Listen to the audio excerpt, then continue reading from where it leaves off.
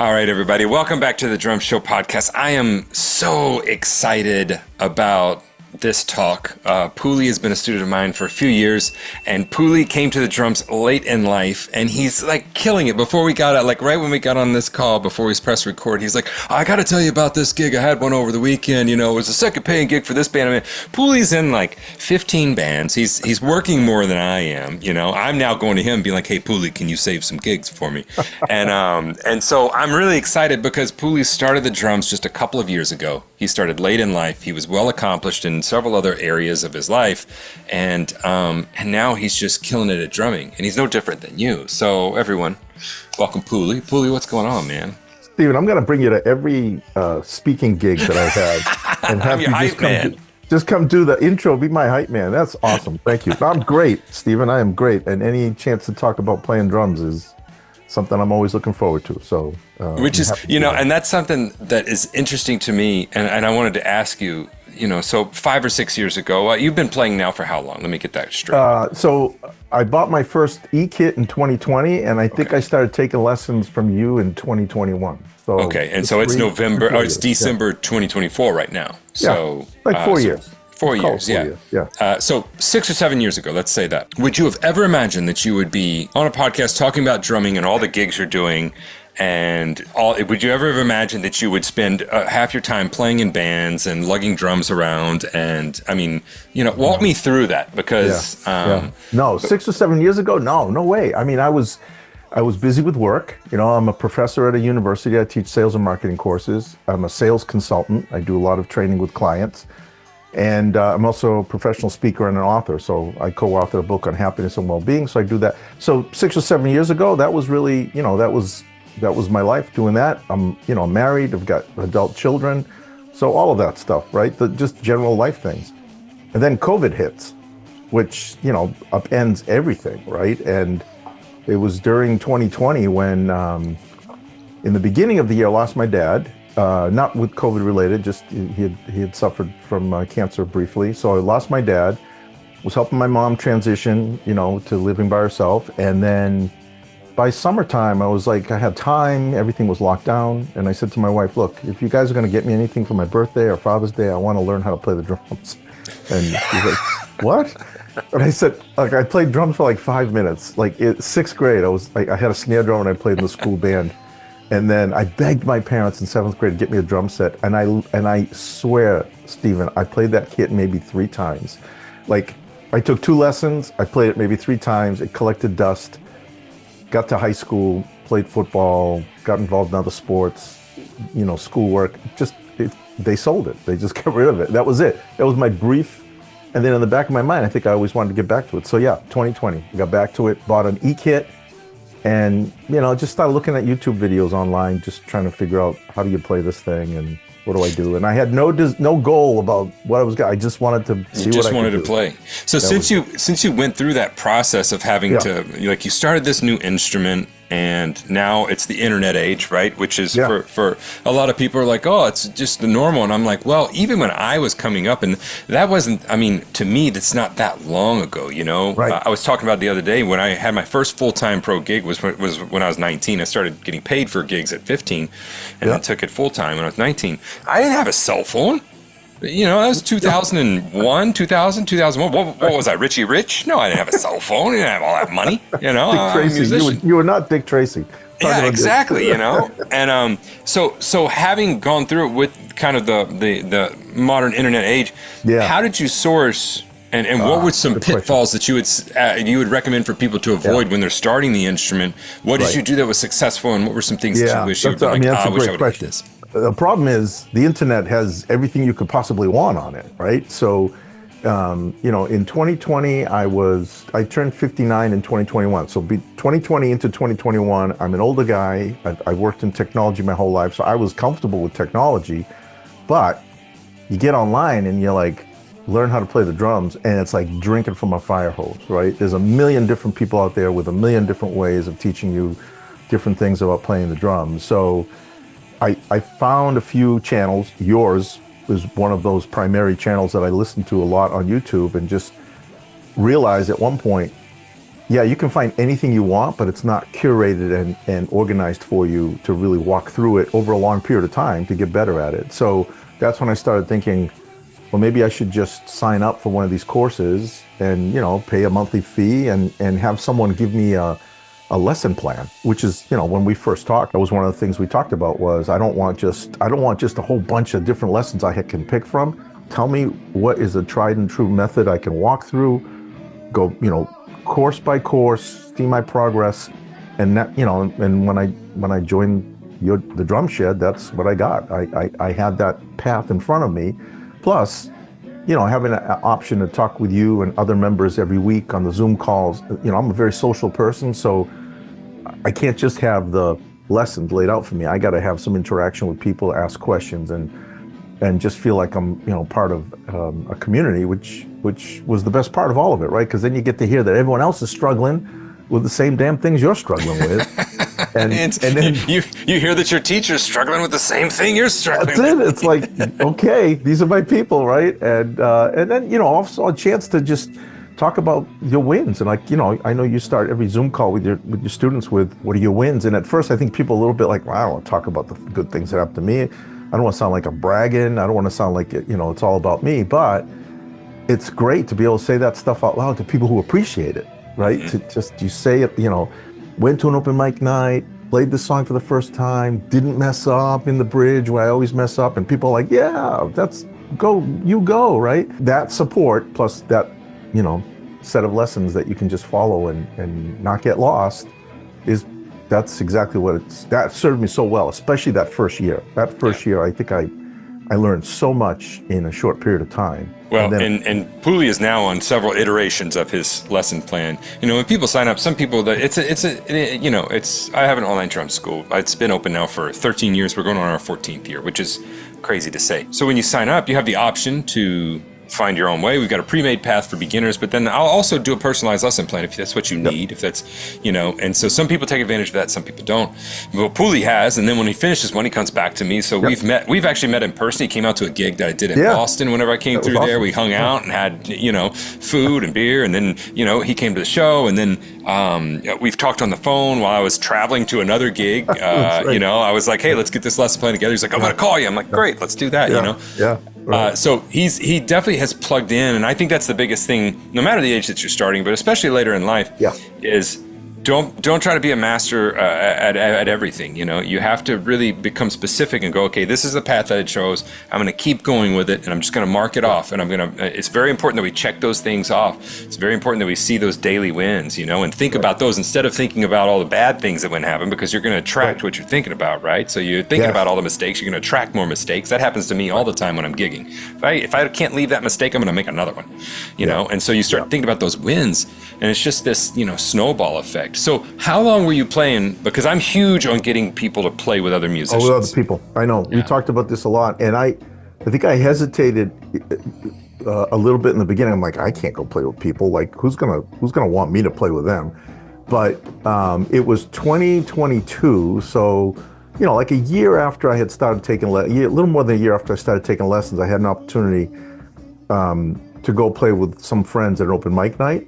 And the way that all came about was a bunch of us were having dinner. We were all friends from elementary school. I hadn't seen these guys in like 30 years. And two of them have been in bands their whole adult lives. So Bob and Dan, thank you very much. And we were sitting there chatting, and they said, what have you been up to all this time? And blah, blah, blah. And I said, I just started playing the drums. It's a little hobby I picked up. And, we're all like 60 at this point. And they said, have you played out in front of people? I go, oh, no, no, I haven't. And they said, well, and Bob says to me, well, I go to this open mic night every Thursday. It's not too far from your house. It's about 20 minutes. And he said, maybe we should meet there sometime and you can play. And I'm like, well, I don't know if I'm really ready to get up on stage and play in front of humans, right? But Dan and Bob both offered to come to my house and just jam with me. So they, a bunch of Saturdays in a row, we kind of just got together. We picked a bunch of songs. I got comfortable with it. I went to the open mic night without intending to play one night, just to watch, which was great. I kind of watched the whole flow, like where do you sign up and how do they throw people up on stage and how do they put people together? So I will, not to interrupt you, but anybody that's going to go to an open mic, and I encourage all my students to go. Matter of fact, George went to one not long ago. He's another student of mine, George Quinlan, and he went to one in another country. He was visiting. He's like, nobody will ever see me again, so I'm going to finally do it. And then he came home and immediately went to a couple more. He had so much fun. Yeah. But the biggest thing you can do is exactly what you got to do: reconnaissance. Yes. You go before you, and you like take notes. You're like, what's happening? Who's the bass player? What do they like? What kind of drink did they get? What did that person do that pissed them off? It's, right.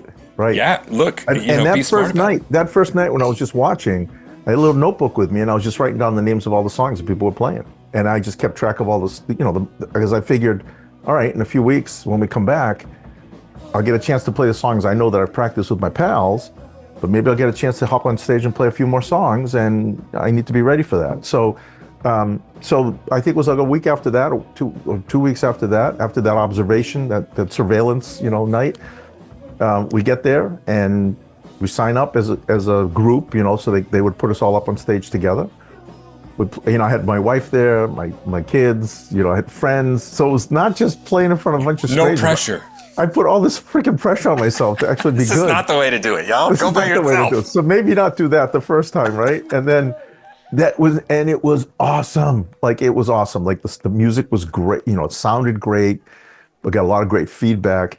And one thing you told me early on when you were talking about learning how to play live and working for a living as a drummer was someone had taken you aside at one point and said, dude, you got to get people dancing, right? If they're not dancing, it's your fault because you're the drummer. And I just remember looking up, like, during the second song, I think we were playing like Pump It Up by Elvis Costello. And I looked up and there were people on the dance floor dancing. And what you said about that, get people dancing, I thought, look at me. People are freaking dancing and I'm playing the drums. I'm doing the thing, Right? I'm doing the thing. And That's awesome. It was such a positive experience. And then the weirdest thing happened later in the night, that same night, a guy came up to me and he said, are you guys a band? And I said, no, it's just some buddies of mine. This is my first time I've ever played in front of anyone, on the drums. He says, oh my gosh, I thought you guys were tight. You sounded great. I thought you were in a band. And he says to me, do you want to come play with my band next week? I'm like, what do you mean? Like, do I have to pay you for this? Like, what do you mean come play with your band? And he said, he goes, we play out at this place every Friday, and my drummer is always happy to let other people sit in for a couple songs. So if you want to come and play a couple songs, let me know. And I'm like, okay. And that little confidence from playing really well that night allowed me to just look at him and say, sure, where do we want to play? We picked a couple songs. And so for that next week, I kind of worked on those. And this is one of these guys that, he's great at networking, right? So he's always like pulling people up on stage. And I showed up, and in the second set, he comes over and he says, all right, you're up. You play a couple songs with us. And there I was, like a week later, playing in front of a whole other audience with professional musicians on stage. Played a couple songs. It was great. And then I was really hooked. I mean, then it was like, okay, I got to keep doing this. So well, and you said something that I think is super important. It is, I tell people, I'm like, look, before you ever go play with the band, go see them play. If you're going to a jam, go talk to the musicians afterwards. They're actual people, and they don't mind you coming to talk to them. Right. And talk to them and find out.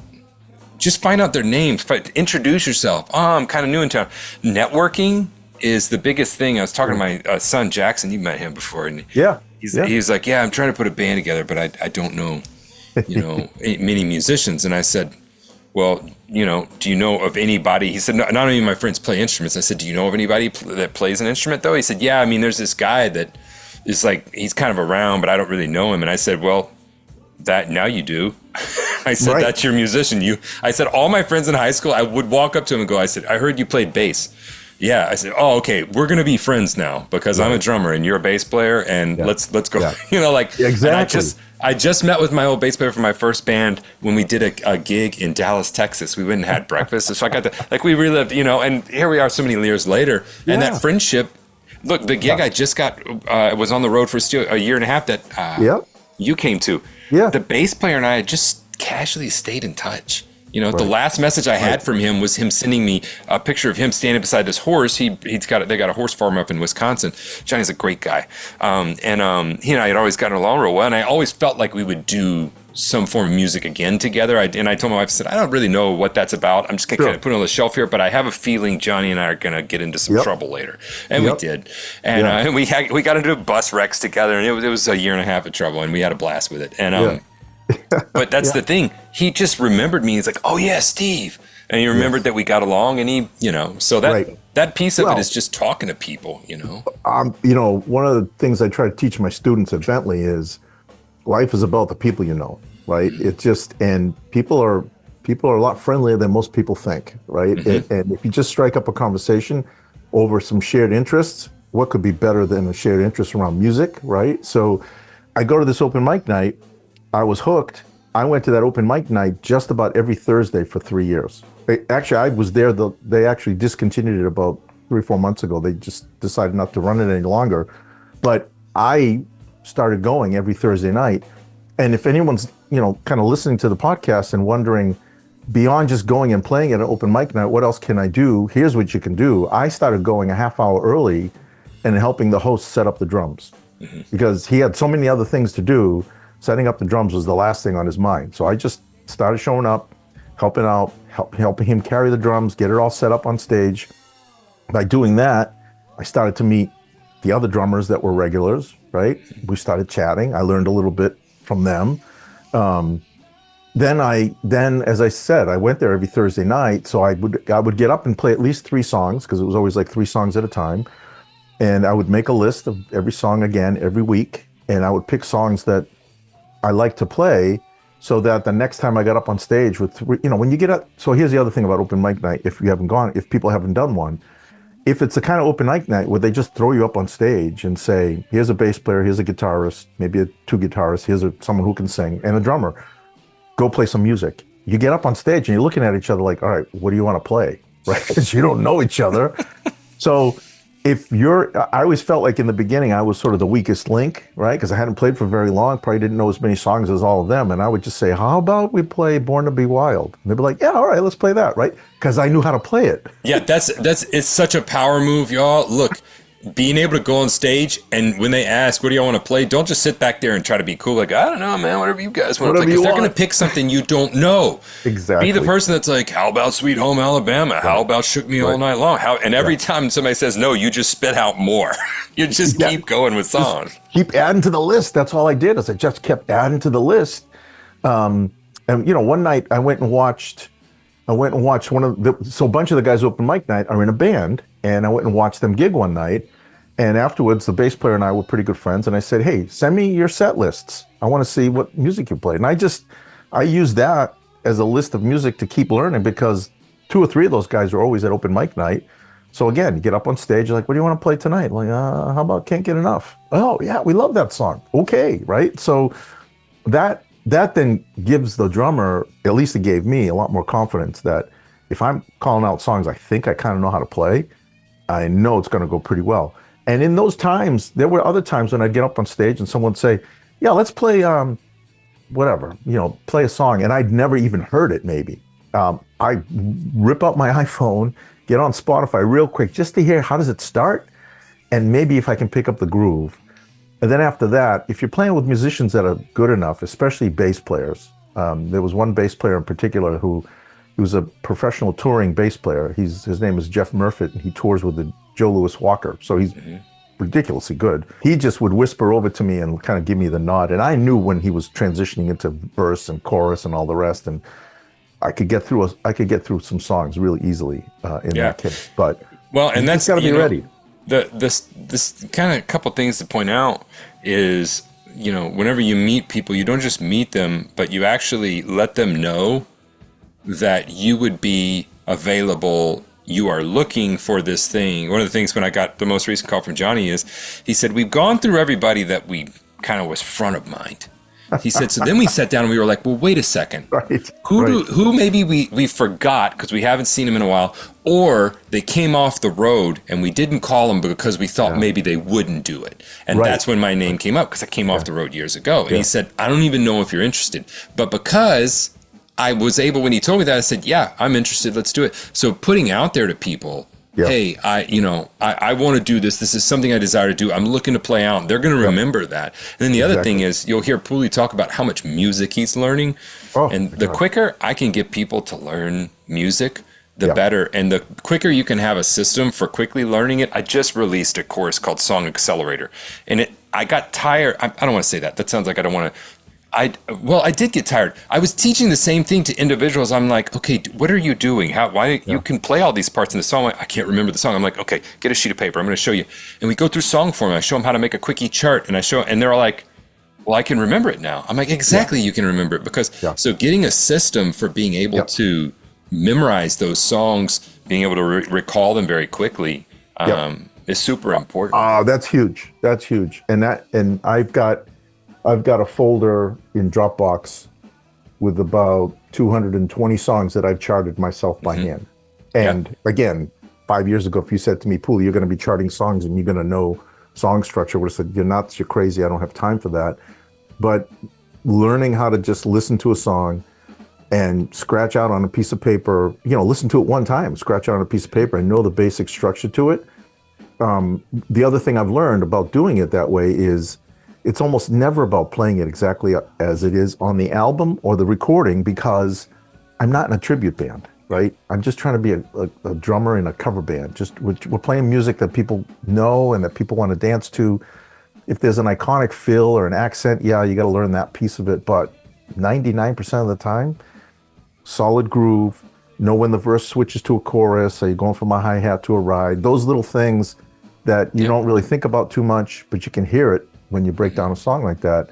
That has become, one of the more fun things about playing the drums, and you're doing it when you're not at the drum kit, which is interesting. Well, too, one of the things I want to point out to everybody that you may have forgotten since we started is Pooley had only been playing for like a year at this point. Because somebody said in the forums the other day, they had just joined, they said, it's kind of a pipe dream that I'd like to be playing out some on the weekends. And I'm like, that's not a pipe dream. That's like a now dream. You can do that. In a few months, my son, he went from not playing the drums to playing in front of people in 8 months. He auditioned for the youth band and he got in. Because I told him, I said, I think you can play in front of. He's like, I don't know. I said, no, trust me, man. I didn't do any like 8-hour long training sessions. And he didn't even like practice that much. He's like 14 or 15, right? He practices as much as a 15-year-old practices, which is intermittent at best.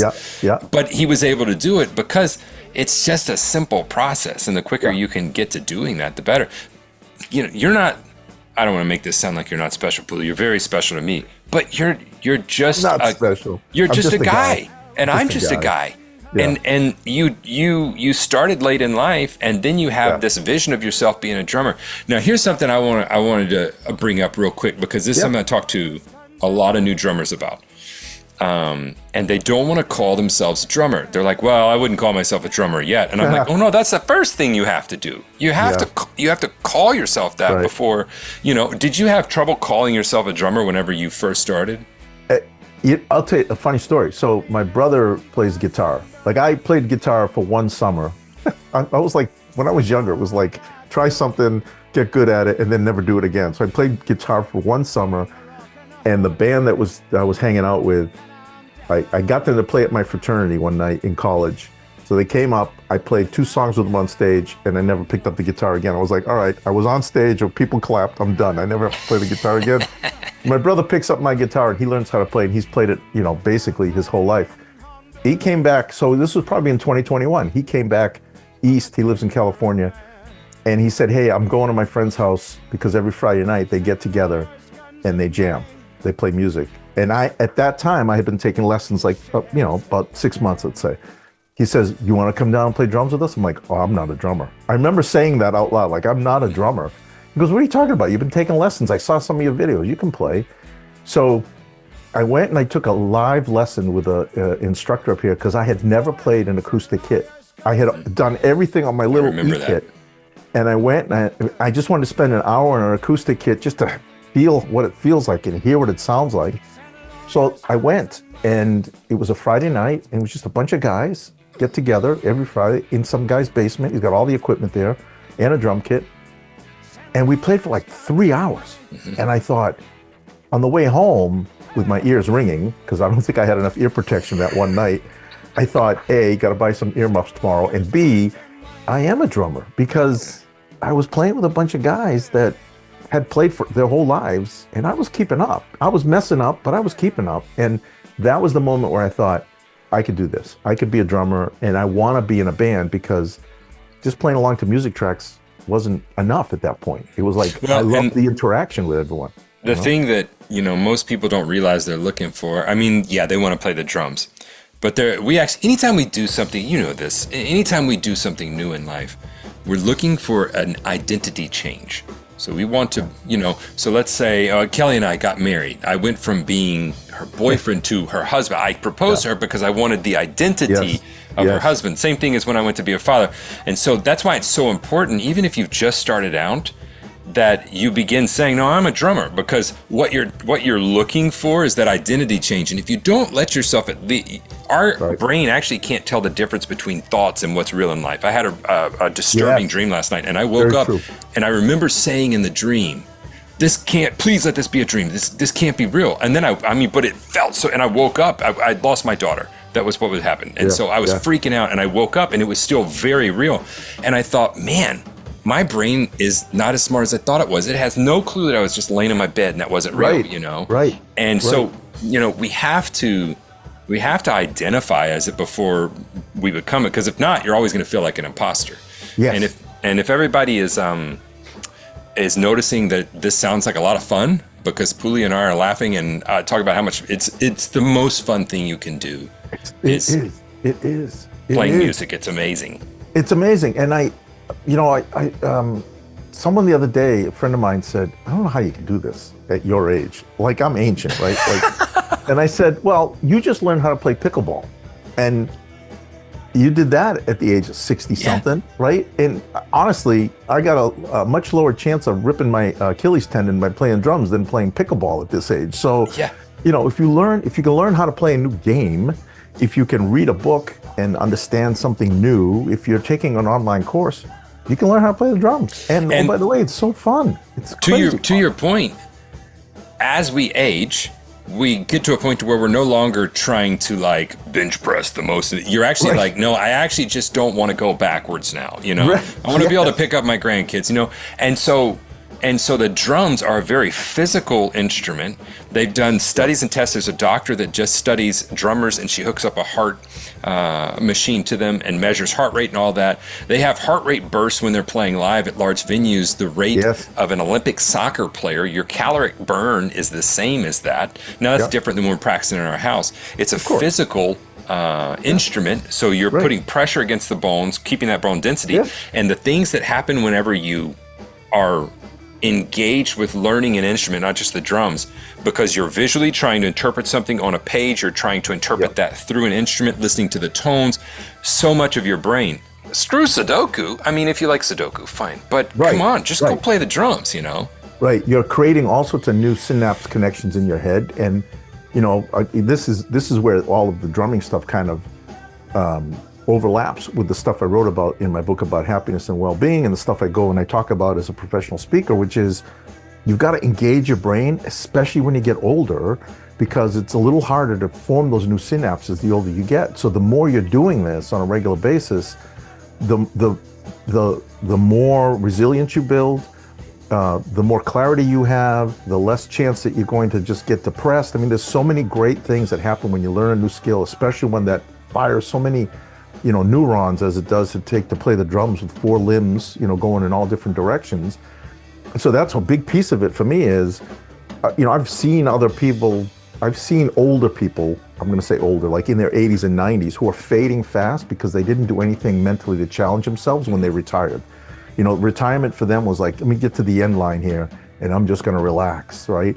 And they don't do anything to challenge themselves mentally, and they don't often do things to go out and keep building their social network. So I built a whole new social network by playing at open mic night. I met all sorts of new friends, people that I consider really dear friends now, at an age in life when most people aren't even keeping in touch with their old friends. So I've made a whole new set of friends, whole new social surrounding, all sorts of new, skills that I'm learning.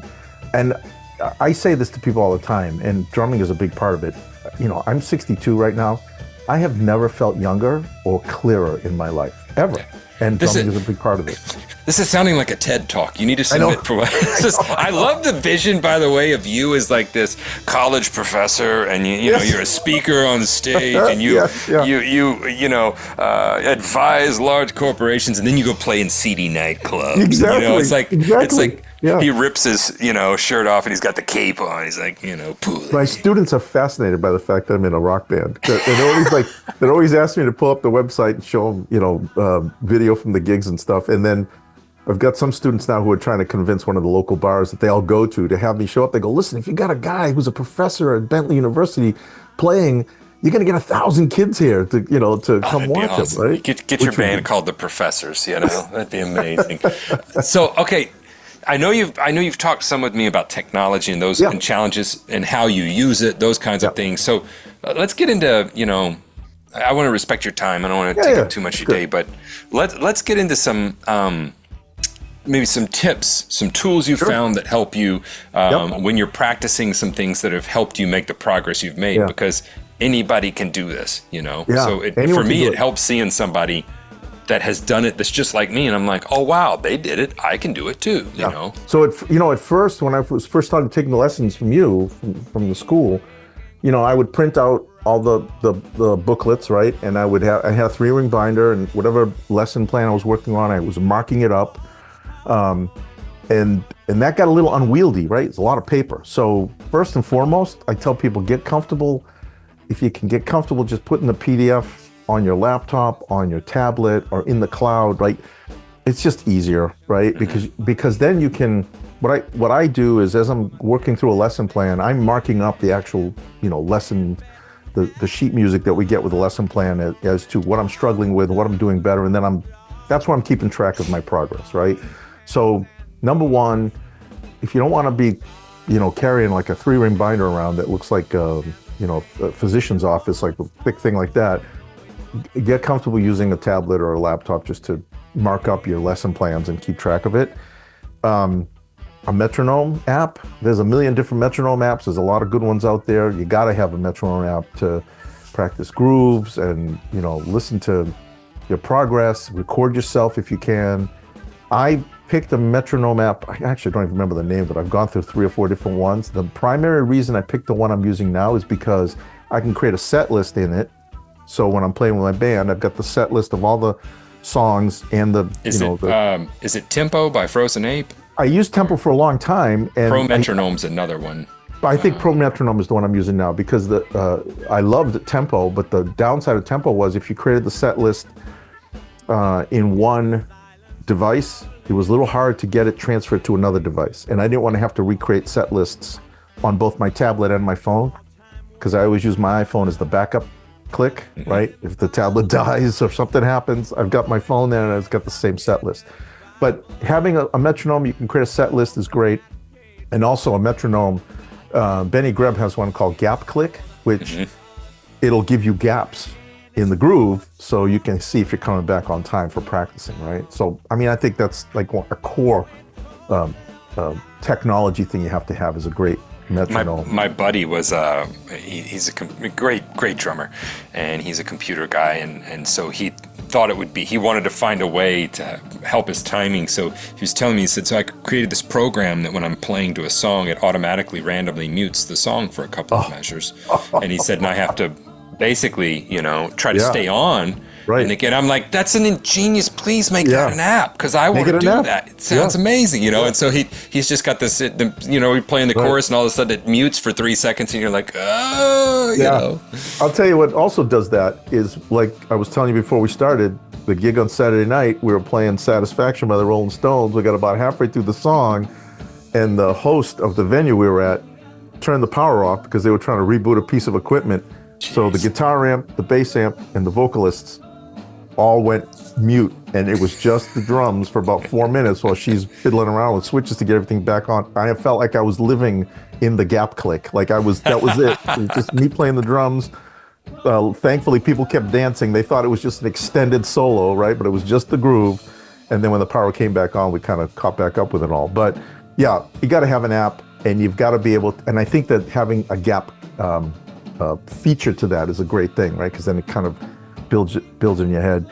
The other thing that really helped me a lot, and I probably use this app as much, if not more than the metronome app, is Moises, which you can take a song file, if you've got an MP3 or a WAV file or an iTunes copy of a song, and it breaks out all the different pieces of the music.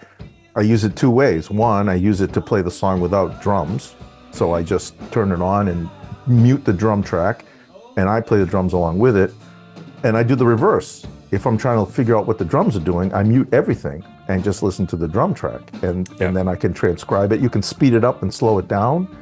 I often do slow it down and play along to it with the song slightly slower, because I find that when I'm in a live situation, sometimes I rush a little bit. I'm working on that. Like, I feel like sometimes I'm rushing. So if I'm practicing at a slower tempo, if I do rush a little bit, maybe I'm averaging out and I'm at the actual tempo of the song, right? So here's an insider tip from me in terms of Moises. A great way to use Moises to prepare to play live with other humans is to use Moises with live versions of the song or cover band versions of it, because they're not perfect. Because what I find myself falling into sometimes, and I'm sure a lot of drummers have this, if you're listening to a drumless track of a recorded song, the song itself is perfect because it's been edited.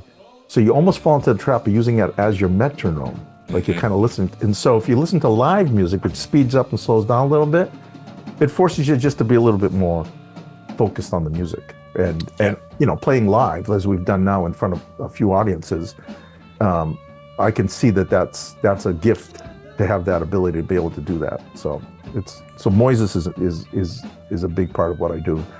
And then beyond that, just learn how to chart songs. Like you said, like you've got this.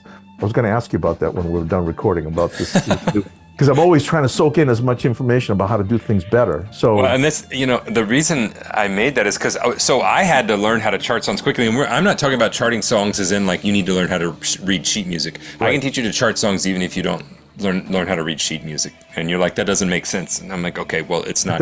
Just I'll show you. It will make sense. I remember so we do in-person camps here at the studio. We do 6 of them a year. They're incredibly fun. Like when I say they're so much fun, they're incredibly fun. And 12 people just having a blast all week talking about drums. And in this particular camp, I had shown half the camp how to chart. And it's middle of the day, and I'm like, I'm showing this freaking thing over and over, and I'm getting aggravated that people don't know how to do it because it's holding them up. And I came out, and Grant's like, so what are we doing for the last session? I'm like, get the whiteboard. I'm about to teach everybody how to chart songs. And he said, what? And I'm like, yeah, come on, we're doing this. And so I put on a song, and I said, I need everybody to just watch what I'm going to do. I said, I'm not even going to explain it to you right now. Just watch what I'm going to do. And then I made it real quick, and I just started counting, and then I would write. And then they're sitting there like kind of turning their heads, and I got done, and I looked at it, and I pointed, and I said, do you understand the form of this song? And everybody went, yeah. And then they started asking individual questions about like, okay, so this thing when you did that there, and I told them, I said, but the most important thing is I did one pass of this and you know the song now. I said, I can look at it and I know that the verse is 8 bars long. I know that the chorus is this, and I had never heard that song before, or I had heard it before, but I had never charted it before. Yep. And I had only played through it once doing that. And I turned to him and I said, and I can tell you the form is, and I recited the form. And then I looked back and I'm like, yeah, that was right. Right. And I told him, I said, it's that quick. Because there's something about when we go to write with paper, they've done tons of studies on taking notes with paper rather than digital. I always scan it digital, but I do it on paper, and it helps. It's another form of learning, and so you're absolutely right. I tell my students all the time. I know that you're all taking notes on your laptop because this is your generation, but honestly, if you do it by hand, you will remember it better because you are processing the information before you're writing, as opposed to just creating a transcript, with your fingers. Like you're not thinking about it when you're just typing it out. So, thinking with your hands is what I call it, right? Like you've got a pencil, taking notes about the song, charting it out. And, you joked about how many bands I've been involved with, right? I'm playing in 2 bands now, and their song lists are different. So that's 80 songs total, right? 40 songs for each band. I've got all those charts in my Dropbox folder, and I can access it from my phone, my tablet, and if I need to print it, I can. I also use something called Fourscore, which a lot of musicians use, so you can see the chart, the click kind of pulsating around the edge of the chart instead of having a metronome and a chart at the same time. But the thing is about being like in a band and knowing the song structure, what I find often is that if the vocalist gets confused or the guitar player is not quite sure how long the solo is, some solos go on forever and they're like, I don't even know when to end. I can always look at that chart and say, well, according to my notes, that solo is 32 bars long. And when we get halfway through, I'll crash. When we get 8 bars from the end, I'll crash and do a little fill for you. And then I'll do a 4-beat fill for you before we end the solo. You'll know when to go. So in terms of being like in a band, sometimes what I didn't realize was the importance of the drummer as sort of the keeper of the song form. Like, we're there very often to let people know this is coming next. Listen for me. I'll count it out either out loud or I'll do something and key you in. And that has been a little bit of an eye-opener for me because, again, I've been doing this very long and I kind of feel like I'm the new guy and I'm telling you how long the solo is. But right. They're not going to count it, right? So somebody's got to count it. Someone's got to count to 8, 7 times. That's what we do, right? That's Exactly. that's our magic. That's our special skill. Well, man, I let's wrap this up with, if you were going to leave, I don't want to say people of your age, but later in life, I call those late learners. Yeah. People later in life that are learning a new skill and instrument. Maybe you're learning the guitar. We don't know. Man, how did you wind up on this channel? I don't know, but maybe you're going to be a drummer now. So you're learning a skill late in life. What's parting words of advice for them? First and foremost, always say yes, because you can always say no later. So, do you want to go to open mic night? I don't know. Say yes, right? Someone says, I got asked to be in an Elvis tribute band at one point, and I said yes for 2 reasons. One, because I believe you should always say yes and try things. Second, because my wife loves Elvis, and I thought if I'm in an Elvis band, she'll love me even more. I got thrown out of that band because I couldn't commit to the rehearsal schedule, and that's fine, right? So always say yes, try stuff, just try stuff. Mm-hmm. The other thing is, I was in another band for a while that used to meet like on Wednesday night. A different band used to meet on Wednesday nights. It was a jam band. They played music I didn't really care for, but they asked me to be in the band, and I was like, I want to be in a band. That was like, oh yeah, I'll do it. And after about a month and a half, I'm like, I don't really enjoy this music, and I'm struggling, and I'm spending time getting ready to go to rehearsal. So this is when you have to say no. Like if and I was fine. They loved me. They thought I was great, but I got to a point where I was doing it well, but not necessarily enjoying being good at it. And I said, guys, I'm going to step away from the band because it's not quite what I want to be doing and where I want to spend my time. And they were fine. They were fine with it, right? And then that led to the 2 bands that I'm currently in, like that I'm playing with and playing out with. So that to me was like another thing, which was say yes, just go try it. Don't feel like you got to be perfect. Nobody expects that, especially if you're older, right? And it's kind of cute. People think like, oh man, that's great. You're an old guy learning how to play the drums. They find me cute. They're like, this is great. How funny is this? You're in your Renaissance age, right? I'm in my Renaissance. This is like, this is not the end. So this is my retirement plan, is to always be in a band and just play out no matter what I do the rest of my life. That's amazing. Well, Puli is a guy that I constantly point people to and say, look, you got to check this guy out. I have several students I point them to, and it's not because they're doing something that you can't do. It's simply because they grabbed the bull by the horns and they said, right, I'm going to do this. It's fun, and they just did the next most logical thing. So exactly. Puli, there's nothing special about how I play drums. I just play the drums. I'm a drummer, to your point. I'm a drummer. I'm an intermediate drummer who's in a couple of bands, and I just love playing. That's it. Yeah. And that's what I love about you, man. And thank you for taking the time to talk to me about it. And it encourages me. After we get off here, I'm going to go practice the piano, and then we'll get on the drums. So there we go. I'm going to go downstairs to the E-Kit and put about an hour's time in as well. So awesome, man. Well, thanks for coming on. Thank you, Stephen.